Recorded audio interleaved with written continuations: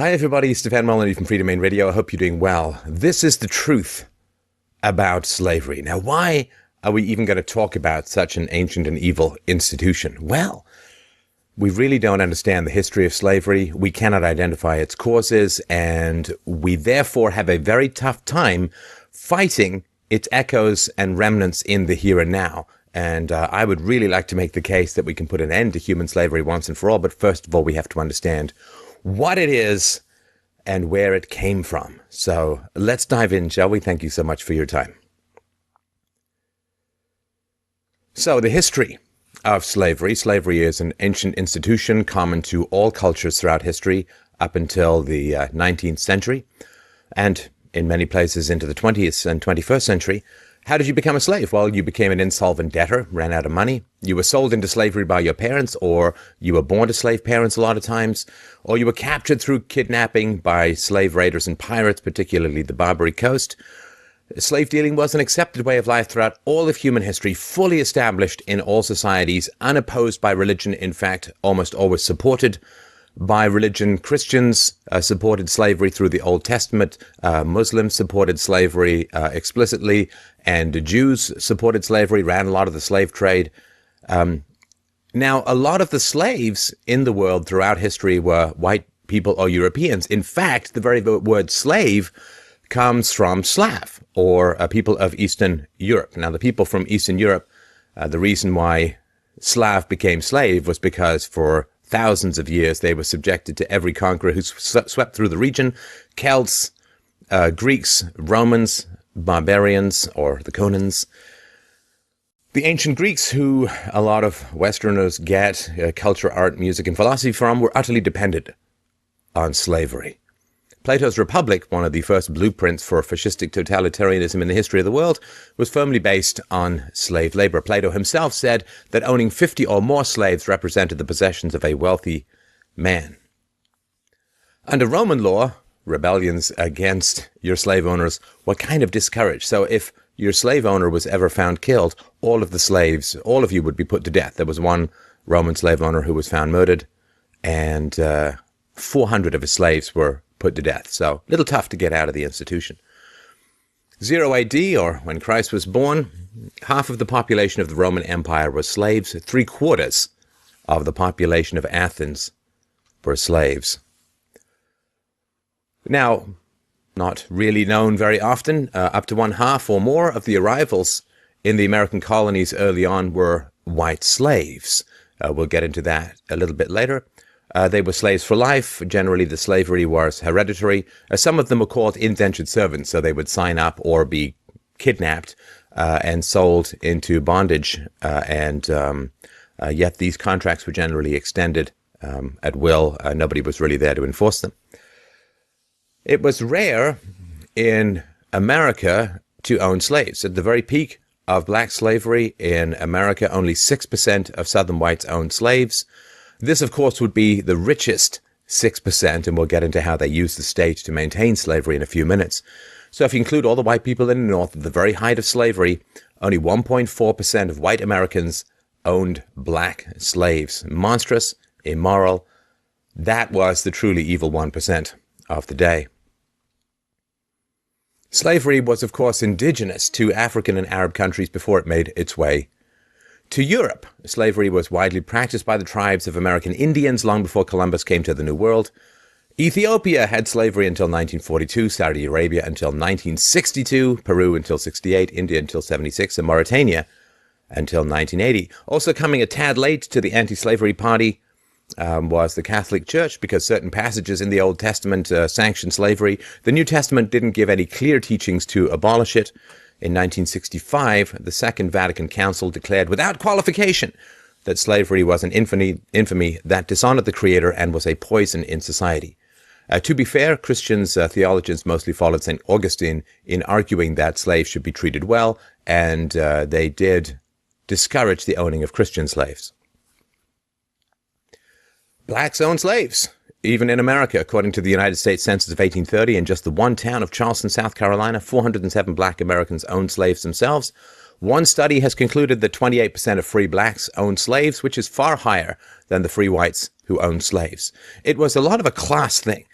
I mean, the rich whites would own slaves. The poor whites hated slavery and hated the institution for a variety of reasons we'll get into, not least of which was the fact that it drove down the price of labor to the point where they found it almost impossible to compete. Now, what are some of the myths? Well, slavery is often portrayed as a free market phenomenon that had to be ended by governments. But the reality is there were, in fact, only two countries in the history of the world that found it necessary to end, or at least attempt to end, slavery through civil war. One was the United States of America, and the other was Haiti. Of course, the Civil War, as we'll get to in the next presentation, the truth about Abraham Lincoln, didn't really have anything to do with slavery, but had more economic motives. So slavery was a worldwide phenomenon that existed from prehistory until the 18th and 19th centuries, when Western powers, in particular England, ended it as a moral crusade. Now, why were so many Africans enslaved? Well, one of the reasons was because the African rulers within Africa, particularly in southern Middle Africa, were endlessly warring against each other, civil wars and so on. They would capture slaves, they would bring them to the seaports where the Europeans and the Arabs would pick them up. Some Arabs went inland. But you couldn't, as a white person, you couldn't go into Africa. I mean, the average life expectancy for a white person going to Africa was 11 months. You just get downed by big and small animals, lions or bugs of various kinds, cholera and so on. So they had to get caught by the black rulers, and then they would be shipped off to the ports where they'd be picked up by the Arabs and the Europeans. England, as a moral crusade led by a man we'll meet in a moment, was ended by attacking the slave ships, agitating for the removal of government support for slavery, which is really essential, and bribing slave owners to release their slaves or buying their property. Of course, you can't, under common law, retroactive law is not valid. I can't say something was illegal 5 years ago and charge you for that. So what was legitimate property had to be bought, and the British government did spend a lot of blood and treasure trying to end slavery. So, I mean, this is one of the great misconceptions of history. So, Western Europeans were very late to the party. The Muslim slave trade went on for 1,400 years. The Christian slave trade went on for a few hundred years. They were late to the party. They took very few of the slaves, as we'll see. They treated their slaves far better than what occurred in the Muslim countries, as we'll also see. So Europeans ended up fighting against slavery. Europeans ended slavery, and therefore you only ever hear Europeans being blamed for slavery. This is horribly unjust. Look, if we want to move the moral standard of mankind further up, which I think we all want to do, let's stop attacking everyone who shows the first sign of conscience and better behavior in the world and only ascribe the blame to them. Let's not look at European guilt as a mineable resource, which you can squeeze with state power to produce the diamonds of fiscal transfers. So let's look at the Eastern trade. So you know about the Atlantic slave trade, I'm sure. What is the Eastern slave trade, which was the trans-Saharan slave trade going to the Muslim countries? So the death toll from 14 centuries of the Muslim slave trade in Africa is estimated at a little over 112 million people. And remember, this is a time when the world was quite a bit less populated, which had a lot to do with the Muslim slave trade and its excellence at depopulating and disassembling human beings. Historian Robert Davis estimates North African Muslim pirates abducted and enslaved more than 1 million Europeans between 1530 and 1780. 500,000 black African slaves ended up in North America. Twice that were kidnapped by North African Muslim pirates. It's a power differential. It's not a race thing, fundamentally, slavery. Scraps of history indicate the Muslims enslaved over 150 million African people, about 50 million from other parts of the world. That's not good, and I guess we can hold our breath awaiting for the Islamic culture to start making its apologies and for people to press Islamics for reparations. Now, one thing that's just horrifying and tragic, I mean, all of slavery is horrifying and tragic, but there are things that stick out even in this horror. Why does the Arab world not have a large black population? I mean, they took a lot of black slaves, marched them across the Sahara, and sold them in the slave auctions in the Middle Eastern world.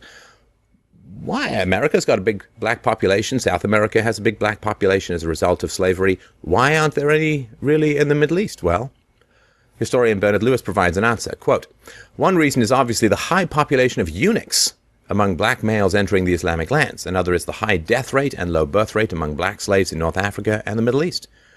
In about 1810, Louis Frank observed in Tunisia that most black children died in infancy and that very few reached the age of manhood. A British observer in Egypt some 30 years later found conditions even worse. He said, "I have it estimated that 5 or 6 years are sufficient to carry off or kill a generation of slaves, at the end of which time the whole has to be replenished." You didn't really want to be a slave going east.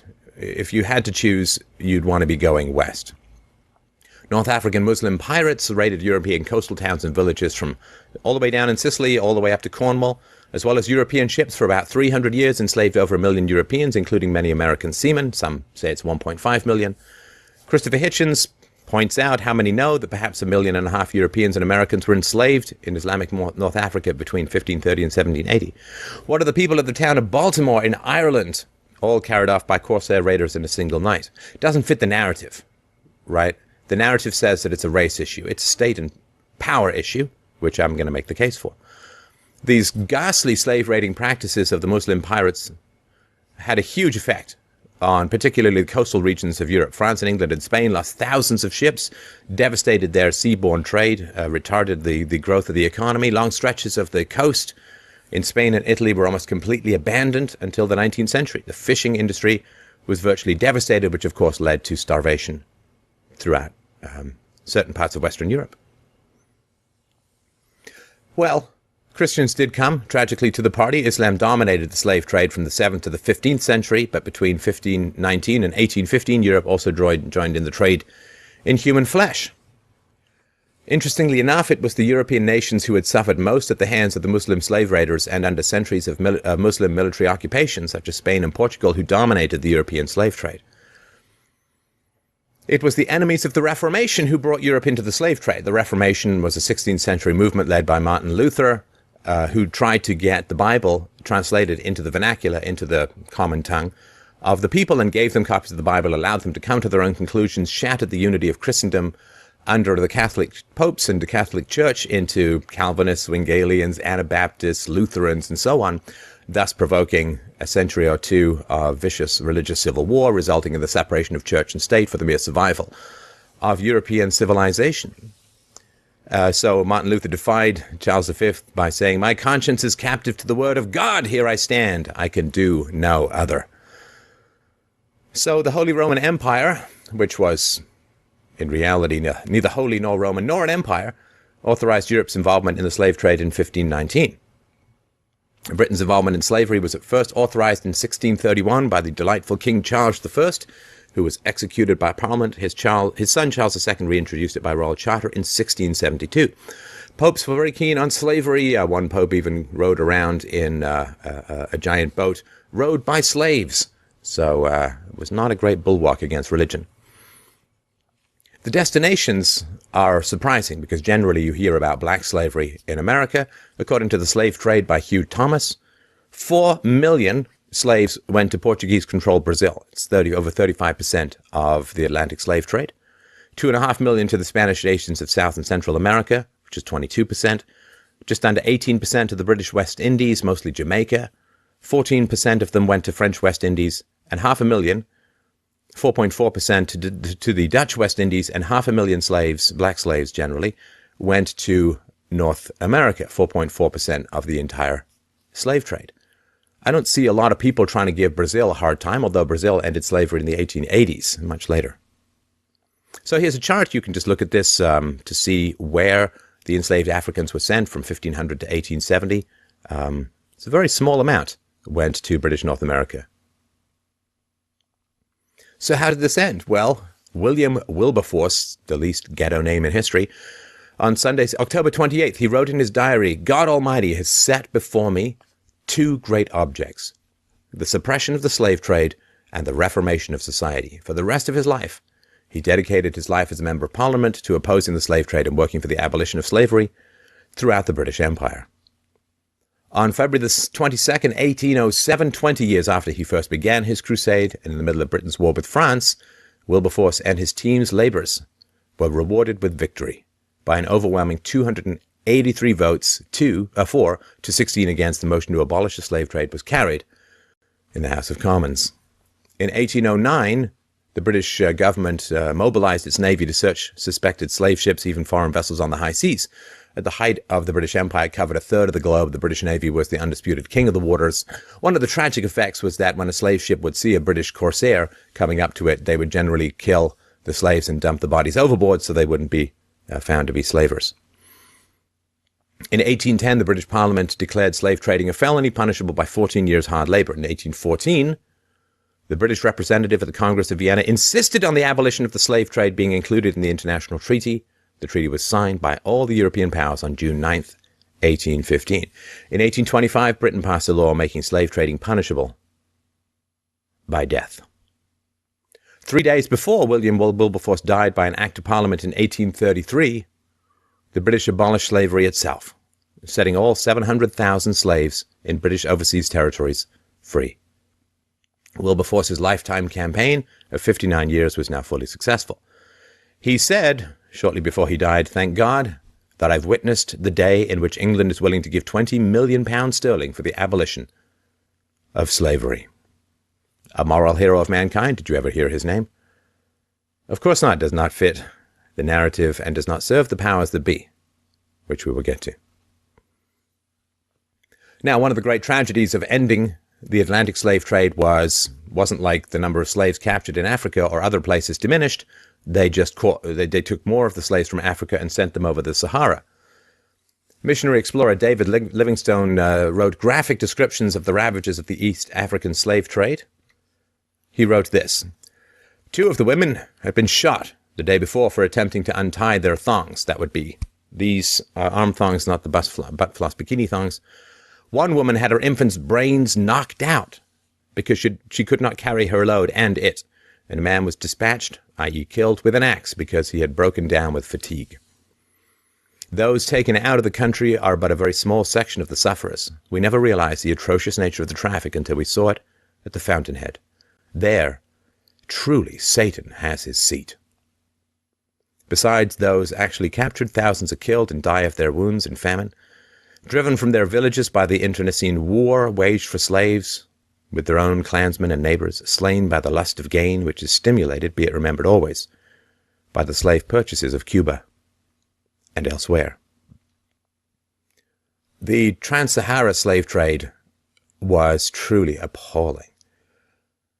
So boys from about 8 to 12, if they were captured, would be castrated. This would be penis and testicles, because Arabs had superstitions about the sexual prowess of blacks, and also castrated boys were more docile, so they would castrate the boys. The survival rate was very low. As we'll get to, Arab landlords, they went to the homes of wealthy Arab landlords, and they force-marched young women across endless miles of scorching sand in the Sahara Desert to become sex concubines. Most of the women died in transit. So castration, murderous castration, obviously without anesthetic or any other kind of medical procedures or protection against infection, and the forced marching of women across the desert for the rape rooms of the eastern lands was unbelievably brutal and far worse statistically than what happened in the Atlantic slave trade. So eunuchs, again, the penises and scrotum of 8 to 12-year-old African boys. The survival rate from this process of castration ranged from 1 in 10 to 1 in 30. And so it's impossible to estimate. Hundreds of thousands, probably millions of young boys bled to death during this ghastly procedure.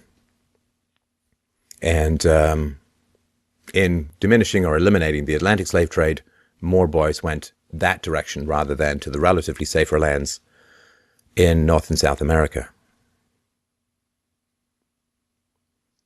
So the reason why I say if you're going to be captured, then you want to go west, not east, is that if you look at this graph here, this is 1650 to 1750, the rise of the U.S. slave population is enormous. When you were a woman in the Muslim countries, if you had a baby, as a result, of course, of being raped in these concubines, if you had a baby, the baby would be murdered, generally. So the men were castrated and the women's babies were murdered, which is why there aren't a lot of blacks in Islamic countries these days, despite such a rampant history of 14 centuries of slavery.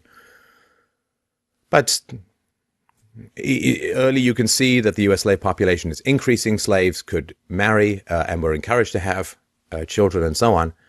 And although the U.S. Congress outlawed the African slave trade in 1808, the domestic trade flourished. Slave population in the U.S. nearly tripled over the next 50 years.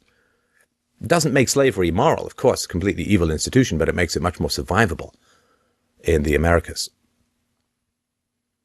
Now, the confusion of slavery with the free market is truly tragic, because then we think that it was free trade that produced slavery and it required 600,000 odd dead Americans in the Civil War to end it. This, of course, is not the case. Generally, all governments had to do was stop catching the slaves and returning them to their masters. I mean, you think about it. You got a plantation, you got a bunch of slaves, they just walk off. How are you going to catch them? Where are you going to find them? You can't possibly do that. The government has to go and catch them for you, the taxes and labor of which are paid generally by others. So there are two state statutes that reduced the private costs of slavery. They were largely ignored, and this made slavery look a lot more efficient. We'll get into them. So it's slave patrols and bans on the freeing of slaves from manumission, which we will get to in a little bit more detail. It's worth understanding just so we can really get how little slavery was economically efficient. And of course, those who had bought slaves tended to resist the introduction of labor-saving devices, and this prevented industrialization. This prevented farm machinery from coming into being. And of course, the more productive slaves were, to the degree that they were productive, simply meant that you had to pay more to buy them, and therefore eliminating a lot of the gains. So also, states prevented immigration of free blacks, and if you were freed through some miracle, you had to leave the state. You restricted movements and rights and so on, which meant that basically most of the blacks in a given state would be slaves, which made them a lot easier to identify and to capture. So forced slave patrol. So the patrol statutes in the South required all white males to participate in slave patrol duty. So the counties established these regular patrols. The counties placed responsibility for organizing these patrols on local judges and constables, and they appointed these patrol leaders that rotated in and out, responsible for organizing and reporting on the activities of their patrols. Now, if you didn't participate in these patrols or carry out organizing responsibilities, you got a series of escalating fines, which would end up with you going to debtor's prison and possibly being sold off as a slave. So to prevent slaves from escaping, these drafted poor whites were responsible for patrolling the rolls at night, monitoring the movement of blacks, checking their passes, inspecting slave residences. Pretty scary for the blacks. A lot of these guys weren't big fans of this whole thing and took it out on the blacks, which was wretched and tragic. And you didn't even get paid. All you could get paid was maybe you get a little reward if you catch a runaway slave. So this is a way in which, remember, it's the rich who use the power of the state to screw the middle class and the poor. I mean, we see this right now going on with the bank bailouts. I mean, how much money did you get and how much money did you have to pay? If you're not in the 1%, at the top of the financial food chain, you don't get crap. Well, you get crap and debt. And, can we really be said to have ended forced indenture when children are born hundreds of thousands of dollars in debt because of the spending of the state to buy votes? I would argue no. So it was tragic. The costs of capturing, of patrolling for and capturing the slaves were borne by the people who were forced to do it, not the people who owned the slaves. So this is really important. If the trend of freeing slaves had been allowed to continue, slavery would have ended before the Civil War peacefully. It's a strong claim to make. Let me give you the numbers behind it. So you couldn't free your slaves. Well, originally you could, but too many slaves were being freed, which made it harder to catch the ones who ran away. So you couldn't buy your freedom anymore. You couldn't be granted freedom, and you couldn't be given your freedom even in a last will and testament. And therefore, there was not much freeing or manumission of slaves, not because people didn't want to do it, but because it became illegal. So if the government had not banned the freeing of slaves, more slaves would have been freed. There would have been more competition for labor. Labor would have begun to displace slavery in terms of efficiency and so on. And more slaves would then have been freed. So as states enacted statutes against manumission and immigration and required slave patrols, the growth of the free black population decreased, and it fell below the rate of growth in the slave population and was reduced to a trickle in the decade prior to the Civil War. However, if the free black population in the South Atlantic states had grown at the same rate between 1800 and 1860 as it did between 1790 and 1800, every slave in the South Atlantic states would have been freed twice. By 1860, the equivalent of virtually every slave in the country. So they were being freed. The government stepped in and stopped it to serve the interests of the wealthy plantation owners, the couple of percent of people who had the ear of the government, as they do now, and use it to shaft everyone else. But even if you did the slower rate of growth between 1790 and 1810, which was 88% growth in freeing of slaves, every slave in the region would have been freed only 1.5 times, which I guess is still pretty good. Let's talk a little bit about white slavery. The Irish slave trade. Oh, my lovely ancestors from Ireland who came across with William the Conqueror in 1066, I'm sure were very, very effective at slaughtering and covering themselves with blue and red of disassembled local Britons. Very good ancient murderers, my relatives, which are my ancestors, which meant that they got lots of land as a result for being very good at killing people, which is really the foundation of the aristocracy. All money with royalty on it is blood money. And the Irish slave trade began when James II sold 30,000 Irish prisoners as slaves to the New World. His proclamation of 1625 required Irish political prisoners to be sent overseas and sold to English settlers in the West Indies. By the mid-1600s, the Irish were the main slaves sold to Antigua and Montserrat. At that time, 70% of the total population of Montserrat were Irish slaves. Now, I mean, I'm half Irish and half German. And while the German part of me wants to invade Poland, the Irish part of me, when exposed to sunlight, bursts into fiery flames and freckles. So not exactly the blackest of the black slaves in the universe. So Ireland quickly became the biggest source of human livestock for English merchants. The majority of the early slaves to the New World were actually whites. In the 1600s, white slaves in America outnumbered the black slaves. So Reverend Augie, who lived in the South for 11 years, had both black and white congregations, told of preaching to slaves, some with red hair and blue eyes, a third of whom were just as white as he was. Dr. Alexander Milton Ross attended a slave auction in New Orleans where many of the slaves were much whiter than the white people who were buying them. In Lexington, Kentucky, Reverend Calvin Fairbank, I guess that's the least hood name you'll find, described a woman who was going to be sold at slave auction as one of the most beautiful and exquisite young girls one could expect to find in freedom or slavery, being only 1/64th African. In 1855, Frederick Law Olmsted, the landscape architect who designed New York Central Park, was in Alabama on a pleasure trip and saw bales of cotton being thrown from a considerable height into a cargo ship's hold. The men tossing the bales down somewhat recklessly into the hold were Negroes. The men in the hold were Irish. He said, "What's going on? Why is it this way?" "Oh," said the worker, "the niggers are worth too much to be risked here. If the paddies are knocked overboard or get their backs broke, nobody loses anything." The economics of Irish slavery were pretty tragic. From 1641 to 1652, over 500,000 Irish were killed by the English, and another 300,000 were sold as slaves. You see, 500,000 blacks get to North America, 300,000 whites sold as slaves in a 10-year period. Ireland's population fell from about 1,500 to 600,000 in one single decade. This would be about the equivalent of America losing 100 million people. Families were ripped apart. The British did not even allow Irish dads to take their wives and children.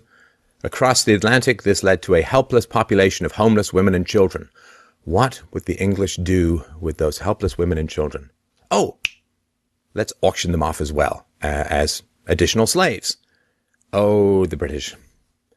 During the 1650s, over 100,000 Irish children between the ages of 10 and 14 were taken from their parents and sold as slaves in the West Indies. Virginia and New England. In this decade, 52,000 Irish, mostly women and children, were sold to the Barbados and Virginia, long before the SPF 9 million that you need if you're an Irish person out in the sun. Another 30,000 Irish men and women were also transported and sold to the highest bidder. In 1656, Cromwell ordered that 2,000 Irish children be taken to Jamaica and sold as slaves to English settlers. The British would routinely scoop up orphans and send them across as slaves. They would also trawl brothels, rip the women out of the brothels, and send them over as breeders to the New World. So African slaves were very expensive during the late 1600s, £50 sterling. Irish slaves came a lot cheaper, no more than £5 sterling. And this is, partly because you could just grab them. You didn't have to pay the African warlords for the slaves, and they were cheaper and easier to transport. If a planter whipped or branded or beat an Irish slave to death, it was never a crime. A death would be a monetary setback, but much cheaper than killing a more expensive African. And the English masters quickly began breeding the Irish women for own personal pleasure and for greater profit. Children of the slaves were themselves slaves, which increased the size of the merchants' workforce. Even if an Irish woman somehow obtained her freedom, her children would still be born as slaves to the master. So they're not going to go and abandon their kids. They just generally hung around to take care of them. England continued to ship tens of thousands of Irish slaves for more than a century. Records state that after the 1798 Irish Rebellion, why would they rebel? Such a lovely environment. Thousands of Irish slaves were sold to both America and Australia. They were horrible abuses of both African and Irish captives. So, white slaves, Middle Eastern slaves, African slaves, it was all over the world. And there are still some significant differences to be noted between the Atlantic slave trade and the trans-Saharan slave trade. So 2 out of 3 slaves shipped across the Atlantic were men, but 2 women for every man were enslaved by the Muslims, again, for sexual concubinage or institutional rape. The mortality rate for slaves being transported across the Atlantic was as high as 10%. But the percentage of slaves dying in transit on the Trans-Saharan and East African slave trade was between 80 and 90%, which is why I say if you're going to get caught, you want to go east, not west. So almost all the slaves shipped across the Atlantic were for agricultural work. The ones that went east were for sexual exploitation in harems and for military service. So many children were born to slaves in the Americas. So your marriage wasn't legally recognized, but you could get married and have kids. Millions of their descendants are citizens in Brazil and the USA. But there are very few descendants of the slaves that ended up in the Middle East. One of the great genocidal, murderous, barbaric, vicious tragedies of human history, generally unacknowledged. So again, as we mentioned, you get married in the Americas, North and South America. In the Middle East, you were generally castrated as a male, and your babies were murdered if you were female. So the Atlantic slave trade was not the result of market forces. It was not a free market. It was developed under the power of the state. We've already talked about how the state used the power of law to socialize or to offset the cost of capturing and returning slaves, and did not allow slave owners to free their slaves. So, of course, slavery existed in the tribal African societies, which was the source of slaves. Europeans could not go into Africa and catch slaves. They would just catch disease and die. This was not a market force that was going on. It was not free trade and private ownership that was going on in the tribal African societies. The slave trade as a whole was not founded by private firms. It was established by the colonial powers, which instituted monopolies to exploit the indigenous population. So the Dutch West India Company was chartered in 1621. The Royal Company of Adventurers for the Importation of Negroes was formed in 1662. These were not private corporations or companies of any kind. They were governmental military structures which gave a monopoly on the slave trade, subsidized it, and in return for great profits. Think of it as the military-industrial complex of its time. So they were very efficient in generating slaves, revenues, and domestic influence. So there is a statement that said, Negroes, therefore, were stolen in Africa to work land stolen from the Indians, but this was always and forever a government involvement. When governments gave up the practice of catching and returning slaves, slavery collapsed. So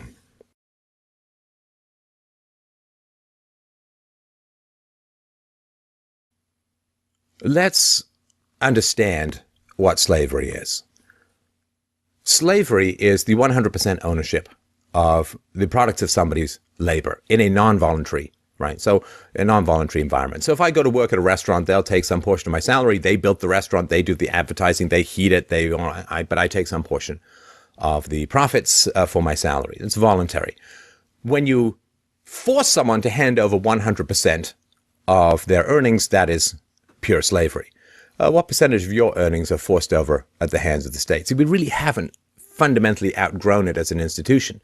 We've become free-range serfs or slaves. We can choose our own occupations, but we must still remit property taxes and income taxes and all other forms of taxation to the state in order to secure our freedom. We really haven't understood what slavery was and where it came from. We've been told to turn it into two things that are fundamentally incorrect. One is it's become a race issue for obvious financial gain reasons and reasons of the profitability of victimization in the face of a relatively empathetic culture. So it's become a race issue when it fundamentally wasn't. It was a power issue. When the British could get away with enslaving the whites, they got away with enslaving the whites. When they could get away with enslaving the Africans, they enslaved the Africans. When the Muslims could get away with enslaving everyone, they enslaved everyone. When the Jews could profit from their participation in the slave trade, they did and could. So it is not a race issue at all, fundamentally. We've been told to make it a race issue so that we fight amongst ourselves rather than looking at the real source of the problem of slavery, past, present, and future, which is the powers that be, who indoctrinate us to fight with each other rather than look at the genuine power structures in the world, which are around the viciousness and violence and exploitation of state power at the behest of the financial powers who lend to the state, so the state can bribe us with goodies and have our children pay off those goodies. So we've made the mistake of thinking that slavery is foundationally about race, so that we can fight each other as races rather than recognize that we are brothers and sisters in the tax farms called countries run by governments. And we've also thought that it has something to do with the free market. So we think that our enemies are racial and our enemy is the free market. Well, it is not a race-based institution, and it was the complete opposite of the free market. It was a central, fascistically controlled pseudo-market. It's called crapitalism, crony capitalism, where you use the power of the state to benefit financial interests. That's not the free market at all. Forcing people to go and catch slaves, that's not the free market. Forcing people to not do what they want with their own property. If slaves are property, you should be able to set them free, right? But banning people from setting their slaves free is not treating slaves even as property, as it should have been at the time under the law.